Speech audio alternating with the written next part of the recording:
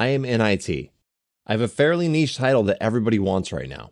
I have 5 full-time jobs, 4 of which are at Fortune 500 companies. If I manage all 5 for a year, I will make around $1.2 million in 2022. I made $16 an hour in 2016. I am still struggling to grasp the sheer amount of money that is dumping into my bank account. At the start of 2021, I got a new job. It paid around $70,000 more than I was making at my previous job, from around $105,000 to $170,000. I had the inside scoop from a previous coworker, so I was able to name drop and negotiate effectively.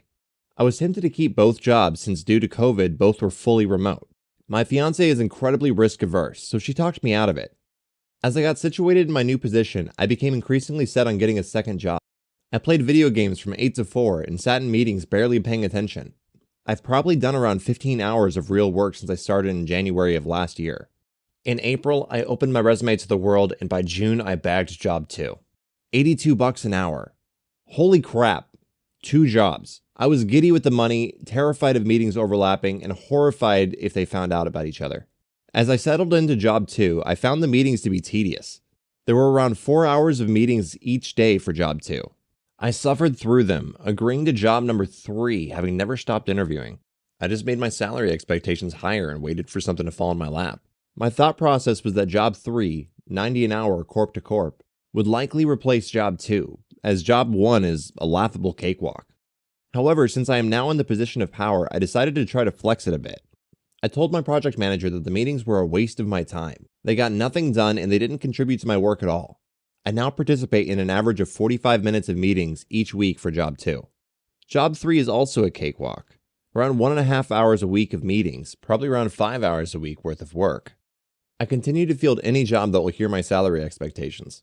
I am now saying $95 an hour is my salary expectation. Another corp-to-corp gig comes around, and the hiring manager loves me. Once again, being in the position of power, I am able to simply set my expectations with zero fear for the results. Given the scope of the work, my salary expectation is $105 an hour. The highest we can go is $100. Nope. They gave me my request. They then tried to push back my start date a week. I told them I had already gave my 2 weeks in my previous job, so they will need to pay me for the absent week. They hemmed and hawed. They tried to say no. I simply told them that I wouldn't work there then. They paid me $4,200 for a week that I didn't even sign in. I expected this job to fold quickly, as it's with a very prestigious company and there is quite a bit of spotlight on my role. It turns out that I haven't done fuck all since I started mid-October. At $4,200 a week to go to a stand-up each meeting to say that I have nothing to do since October? Job 4 is somehow an even bigger cakewalk than job 1. On Monday, I start job 5. Initially having agreed to $115, I tried to press them for $127 an hour, but I ended up at $120. This appears to be another job that I will just sort of expect to get fired from, but hopefully turns into another easy $5K a week for doing jack shit. Let's talk about the things that I think are working for me. 1. Be fearless. After all, once you get job 2, your risk absolutely plummets. It is ingrained in you to be terrified of getting fired. That fear can fucking die when you move into your second role. The amount of relief of not having to worry about what your boss thinks of you or how you accidentally overslept and that might piss off some clown in charge, it all fades. It's beyond freeing. 2.